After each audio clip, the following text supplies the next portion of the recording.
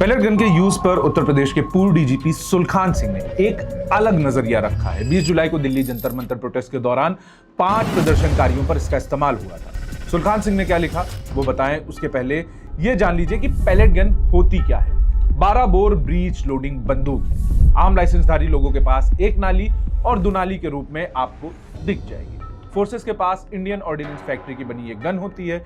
इसमें pump action gun भी है जिसमें एक बार में 6 कारतूस लोड कर सकते हैं। ये लाई गई है राइफल की जगह क्योंकि जानलेवा नहीं है। कम नुकसान में भीड़ हटाने के लिए पुलिस इस्तेमाल कर सकती है। पुलिस के पास शॉक बैटन और बांस की जगह पॉलीकार्बोनेट यानी प्लास्टिक वाली लठ भी है ताकि हड्डी ना टूटे। विवाद खड़ा होता है पैलेट गन पर क्योंकि इसके छर्रों से आंख तक चली जाती है। सुलखान सिंह ने क्या कहा है? एक सोशल मीडिया पोस्ट में सुलखान लिखते हैं, कृपया पैलेट गन को खलनायक ना बनाइए। इसे राइफल के विकल्प के बतौर पर लाया गया है।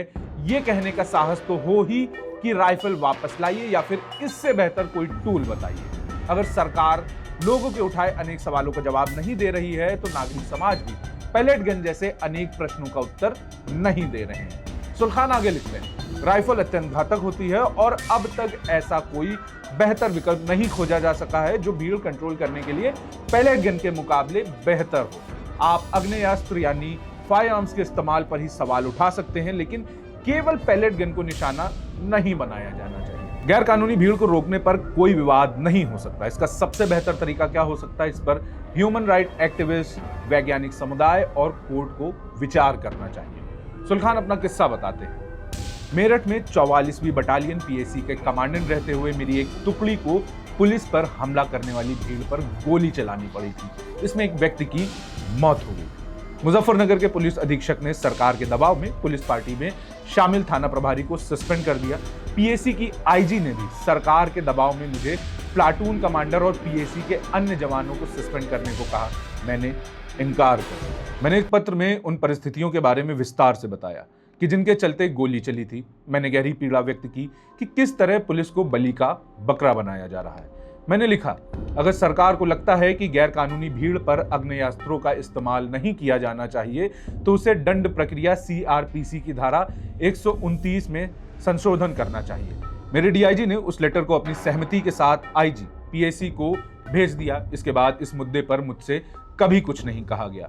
पुलिस को हर मामले में निशाना नहीं बनाया जाना चाहिए। कानून में साफ तौर पर बताया जाना चाहिए कि अगर भीड़ तितर बितर ना हो या किसी ऐसी जगह घुसने पर आमदा हो जहां उसका घुसना गैर कानूनी है तो पुलिस क्या करे। आगे सुलखान ने कुछ सवाल भी उठाए। पुलिस को कानूनन क्या करना चाहिए? पुलिस के पास कैसे टूल्स मौजूद हैं? कानूनी कार्रवाई की सीमा क्या होनी चाहिए? फायर आर्म्स का विकल्प क्या है? क्या किसी वैध कानून को लागू करने के लिए पुलिस को दोषी ठहराया जाना चाहिए? उन्होंने कहा, सिर्फ पैलेट गन के खिलाफ अभियान चलाने के बजाय खुली बहस होनी चाहिए। पुलिस को कानूनन और व्यवहार की नैतिकता और औचित्य की बहस में नहीं उलझाया जाना चाहिए। स्पष्ट कानूनी प्रावधान बने ताकि पुलिस दुविधा मुक्त होकर काम कर सके। सुलखान ने जिस कानून में सुधार की बात कही है वो जायज है। उन्होंने सीआरपीसी की धारा 129 का जिक्र किया है, वो अब बीएनएसएस की धारा 148 है। इसमें लिखा है कि एक्टिंग मजिस्ट्रेट थाना इंचार्ज गैर कानूनी भीड़ को हटाने के लिए जरूरी बल प्रयोग कर सकते हैं। सामान्य बल से भीड़ ना हटे तो आर्म फोर्सेस की भी मदद ली जा सकती है। धारा 150 के मुताबिक अगर पब्लिक सिक्योरिटी को खतरा हो तो आर्म फोर्सेस कार्रवाई कर सकते हैं। ये साफ नहीं है कि कार्रवाई का मतलब क्या और कितना है। हालांकि नियम ये है कि फोर्स ग्रेडियंट यानी बल प्रयोग का ऑर्डर फॉलो होना चाहिए। पहले लाउडस्पीकर से चेतावनी, फिर पानी की बौछार, आंसू गैस, रबर बुलेट वगैरह, फिर लाठीचार्ज और इन सबके बाद ही फायर आर्म यानी pellet gun, rifle, Muscat, short gun का इस्तेमाल हो। ये बात अलग है कि पुलिस आजकल निहत्थे स्टूडेंट्स पर AK-47 भी चला देती है। अगर आपको ये जानकारी पसंद आई हो तो इसे अपनों के साथ शेयर करें, हमारे चैनल को सब्सक्राइब करें। देखते रहिए द ओपन प्रोब।